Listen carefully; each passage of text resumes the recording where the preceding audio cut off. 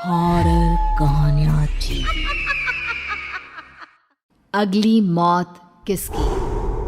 संजीव अपने दोस्तों राघव और प्रतीक के साथ बियर बार में बैठकर बियर पी रहा था। संजीव आज बहुत खुश लग रहा था। अरे यार, आज की पार्टी में तो मजा आ गया। तुम दोनों दोस्तों के साथ तो मेरी जिंदगी इतनी अच्छी है कि क्या बताऊं कितनी अच्छी है।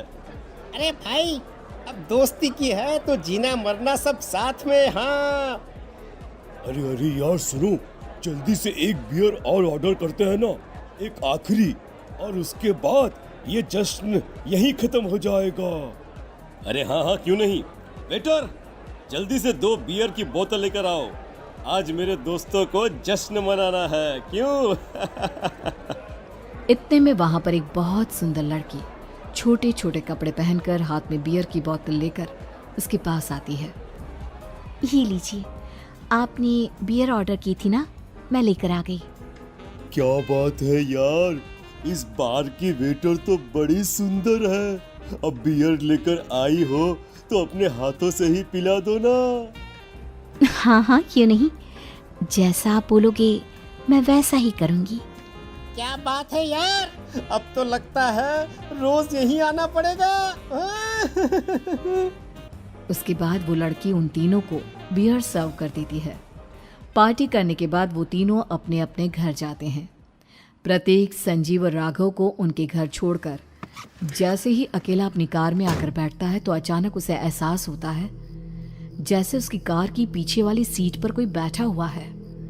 वो तुरंत पीछे मुड़कर देखता है। तुम यहाँ क्या कर रही हो? और तुम मेरी कार में कब आई? अरे तुम तो बार में वेटर थी ना। बस ऐसे ही मेरा दिल कर रहा था आपके साथ आपके घर चलने का, इसलिए मैं आपके साथ चली आई। अरे लेकिन तुम मेरी कार में आई कब? अभी कुछ देर पहले तो यहाँ पर मेरे दोस्त बैठे हुए थे। प्रतीक के इतना बोलते ही उस लड़के का चेहरा खतरनाक तरीके से बदल जाता है। उसकी आंखें पत्थर की तरह सफेद और पूरे शरीर पर नीली नीली नसें उभर आती है। गाड़ी चलाओ, पूरी स्पीड में चलाओ, और अगर तुमने गाड़ी रोकने की कोशिश भी की तो मुझसे बुरा कोई नहीं होगा। डर की वजह से प्रतीक के पसीने छूटने लगते हैं। उसका शरीर बुरी तरह से कांप रहा था।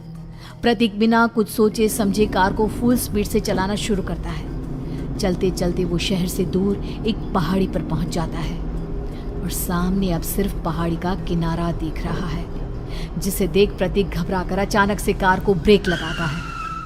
देखो देखो देखो देखो, मुझे छोड़ दो मुझे। अगर मैंने गाड़ी जरा सी भी आगे बढ़ाई तो हम दोनों नीचे गिरकर मर जाएंगे। ये तो तुम्हें पहले सोचना चाहिए था ना। अब कुछ नहीं हो सकता।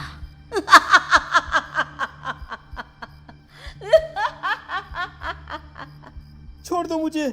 नहीं नहीं, प्लीज मुझे छोड़ दो। प्लीज प्लीज मुझे जाने दो, छोड़ दो मुझे। गाड़ी आगे बढ़ाओ। और तभी अचानक से बिना प्रतीक के स्टार्ट किए उनकी कार आगे बढ़ती है और गहरी खाई में गिर जाती है।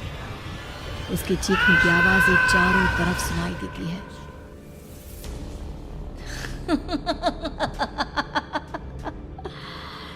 तुझे मारकर मेरे कलेजे में जल रही आग को थोड़ी शांति तो मिल गई, लेकिन अभी ये कहानी खत्म नहीं हुई। और फिर अगले दिन राघव और संजीव को पता चलता है कि प्रतीक की पहाड़ी से नीचे गिरकर मौत हो गई। अरे कल रात की तो बात है यार, हम सब बैठकर पार्टी कर रहे थे, लेकिन मेरी एक बात समझ में नहीं आ रही। राघव शहर से इतना बाहर उस पहाड़ी पर इतनी रात को क्या करने गया था? अरे यार, वही सोचकर तो मैं भी परेशान हूँ। हम दोनों को छोड़ने के बाद तो वो सीधा अपने घर जाने वाला था, और वो आत्महत्या क्यों करेगा भाई? कल रात तक वो कितना खुश था, हमारे साथ सेलिब्रेट कर रहा था। हाँ, लेकिन पुलिस ने तो यही कहा है कि प्रतीक ने अपनी कार को जानबूझकर पहाड़ी से नीचे गिरा दिया और आत्महत्या कर ली। अरे यार, संजीव मेरी तो कुछ भी समझ में नहीं आ रहा है।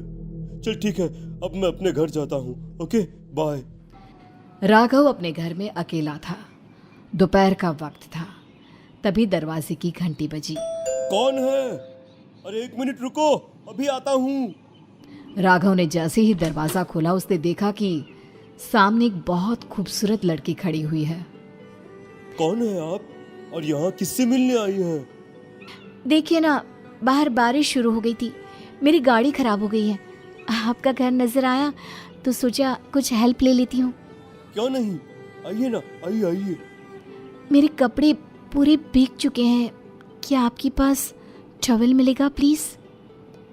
राघव अपने बाथरूम से एक टॉवल लाकर उस लड़की को देता है।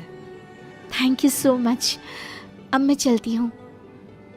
अरे इतनी क्या जल्दी है? आप चाहे तो बारिश रुकने तक यहाँ पर रुक सकती हैं। हाँ। लड़की ने पलटकर राघव की तरफ देखा। नहीं, मुझे जाना होगा, मेरा काम बाकी है। और वो वहां से चली गई। उस लड़की के जाने के बाद राघव अपने बाथरूम में नहाने के लिए गया और जैसे ही उसने बाथरूम में देखा तो उसका टॉवल वहीं पर लटका हुआ था। उसने टॉवल हाथ में लिया तो देखा कि उसका पूरा टॉवल खून के धब्बों से सना हुआ है। अरे अरे ये क्या? ये टॉवल तो मैंने उस लड़की को दे दिया था। ये वापस मेरे बाथरूम में कैसे आ गया? और इस पर ये खून के धब्बे कहां से आ गए?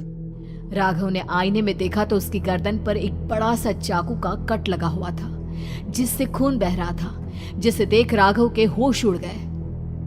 हाँ, अरे ये क्या?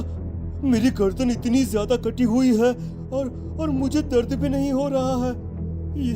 ये क्या हो रहा है मेरे साथ? राघव घबराकर बाथरूम से बाहर आया और अपना मोबाइल उठाकर उसने संजीव को फोन लगाया। संजीव जल्दी से मेरे पास आ जाओ। मुझे लगता है कुछ बहुत बड़ी गड़बड़ है, जल्दी आ जाओ। उधर से आवाज आई, लेकिन वो आवाज संजीव की नहीं बल्कि एक लड़की की थी। कुछ अजीब नहीं हुआ है, बस तुम्हारी मौत तुमसे मिलने आई थी और तुम्हें मारकर चली गई। अब तुम इस दुनिया का हिस्सा नहीं हो राघव, इसलिए तुम्हें अपनी गर्दन के कटने का दर्द भी महसूस नहीं हो रहा। नहीं, ऐसा नहीं हो सकता, ऐसा नहीं हो सकता। कौन हो तुम? तुम्हारी मौत। अब संजीव के पास खबर पहुंचती है कि राघव ने अपने ही घर में चाकू से गर्दन काटकर आत्महत्या कर ली। ये सुनने के बाद संजीव के होश उड़ गए। वो पसीने से तरबतर हो गया और एक अनजाना डर अब उसके दिल को सताने लगा। संजीव के साथ ही उसका एक छोटा भाई राजीव भी रहा करता था। अपने भाई को इस तरह परेशान देखकर राजीव उसके पास आया। अरे भैया, क्या हुआ भैया? आप इतने घबराए हुए क्यों लग रहे हैं?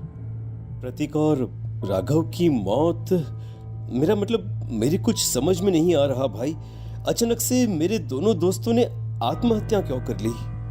अरे वो तो मेरी भी समझ में नहीं आ रहा है भैया। हाँ, हो सकता है कि कोई परेशानी होगी और इसीलिए उन्होंने ऐसा किया होगा।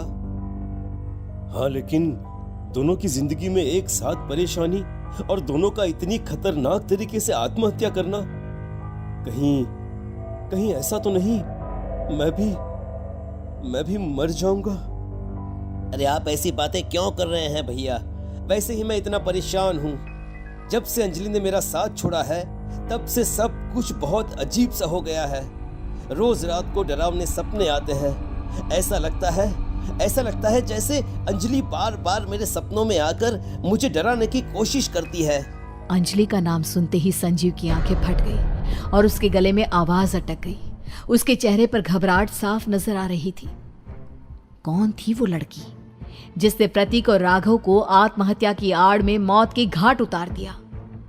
और कौन थी अंजलि जो बार बार राजीव के सपनों में आकर उसे डरा रही थी? अंजलि का नाम सुनकर संजीव इतना घबरा क्यों गया? इन सवालों के जवाब जानने के लिए देखिए इस खतरनाक कहानी का अगला भाग।